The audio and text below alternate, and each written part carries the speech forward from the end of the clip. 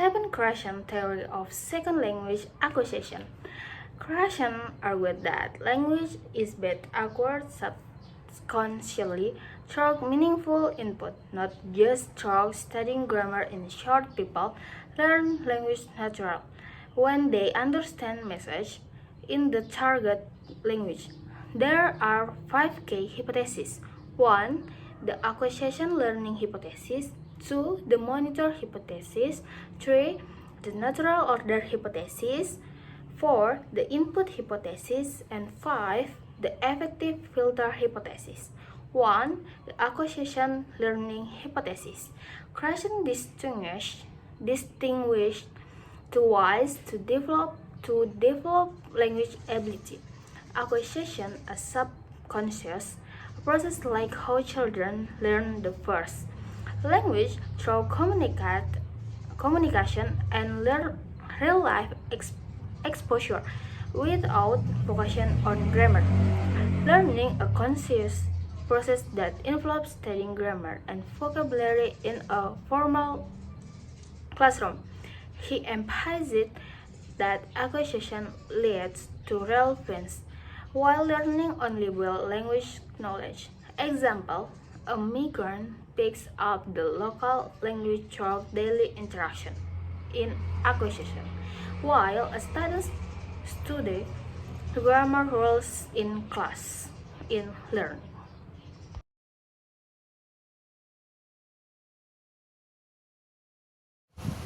Hello everyone, my name is Raya Grace Noli Manurung with official number A1M224066.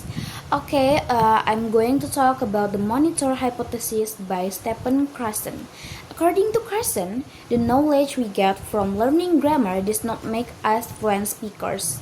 Instead, it works like a monitor, something that helps us check and correct our sentence before or while we speak.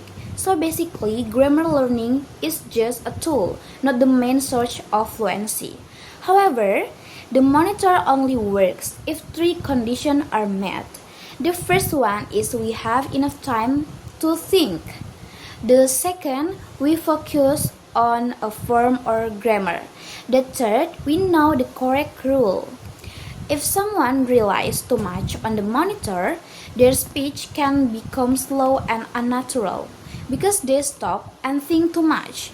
But if they don't use it at all, their sentence may contain many mistakes. So, using the monitor should be balanced. For example, when a student wants to say something in English, they might pause and think, should I use do or does? That short moment of checking is exactly how the monitor works. Native speakers, on the other hand, don't usually stop to think. They just speak naturally. Another example. Let's say a student say he go to school every day. Then they remember the grammar rule for third person singular and correct it to he goes to school every day.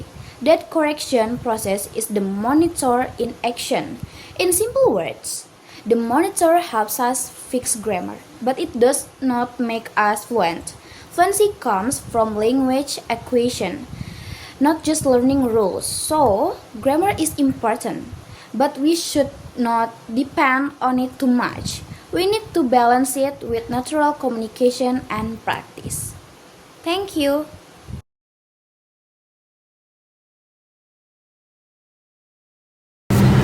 The natural order hypothesis. This hypothesis says that we learn language structure in a natural, predictable order, no matter how they're taught in class or what sequence the textbooks follow. Grammar structures are acquired in a certain fixed order, even if teachers teach them in a completely different order. This natural order usually don't match the order presented in grammar-based textbooks unit. This means learners don't always learn simple things first and complex things later, even though that's how we often organize teaching materials. Teachers can't really change or speed up this natural order through direct instruction or intensive practice. Think about how young children learn language. They all tend to make similar type of mistakes that naturally get corrected as they grow older and gain more exposure to the language.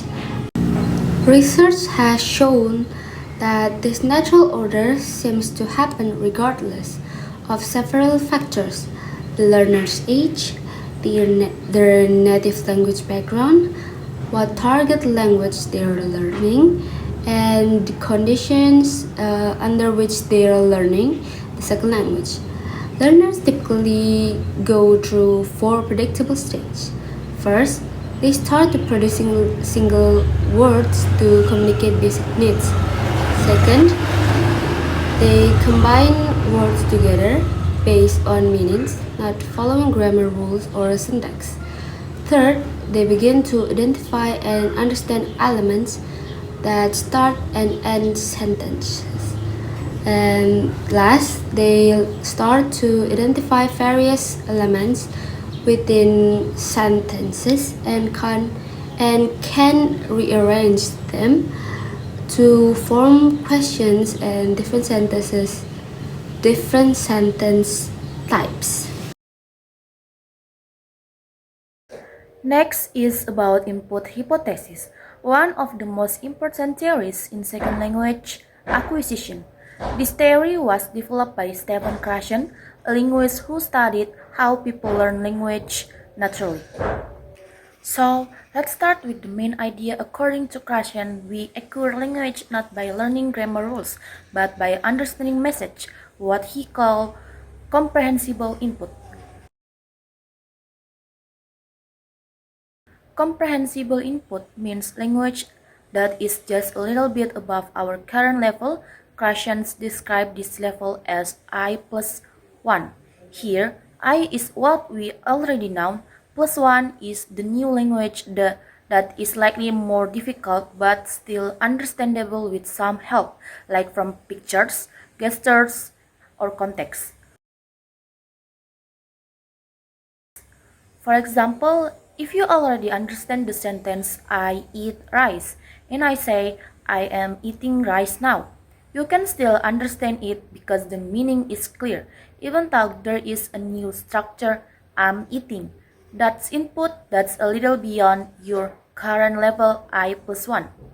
Krashen also believes that acquisition happens naturally when learners are relaxed and focused on meaning, not on grammar form. So, the best way to learn is by listening and reading language that you can mostly understand rather than memorizing rules. Assalamualaikum warahmatullahi wabarakatuh. My name is Muhammad Asaid Zakirahan Imran and my student number is A1M224057. So, I'm gonna talk about the effective filter hypothesis. The effective filter hypothesis is also introduced by Stephen Krashen, suggests that our emotion, feelings, or motivation act like mental filter or block that can either help or hinder the language acquisition. When learner experience negative like anxiety or stress, the effective filter is raised high, blocking comprehensible input from reaching the part of the brain responsible for language acquisition.